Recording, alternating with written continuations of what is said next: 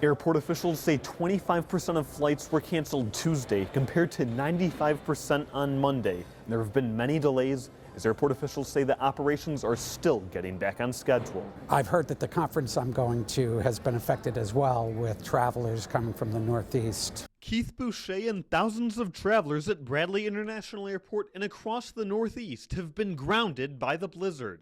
Now flights are picking back up at Bradley with fewer delays and cancellations as the week goes on. I actually had a flight earlier, but it got canceled because of the weather. And so it was a little bit tense.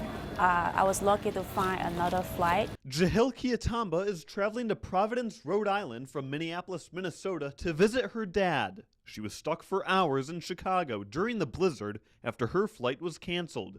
Now she's just an hour's drive from her dad. I was really excited because it would have been unfortunate if I had to go back home or something.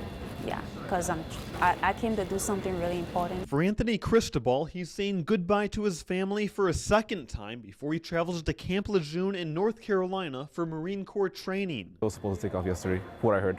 So that's why they pushed me back yesterday, and they gave me a little bit of leniency, which is, kind of them to do. And it calms me down a little bit to see, they're at least taking care of, their future Marines. He says he just wants to make it out of Connecticut before another round of snow. The storm cleared out pretty fast, and I heard it's going to snow even more tomorrow, which is, good thing I'm going now instead of later. The TSA line that was non-existent Monday filed back in on Tuesday, and airline ticket counters stayed busy. Boucher suggests everyone allow for extra time at the airport, just so there aren't any other travel hiccups.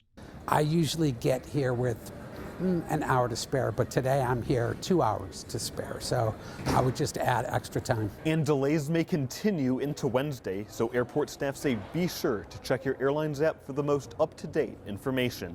At Bradley International Airport, Tim Latow, Fox 61.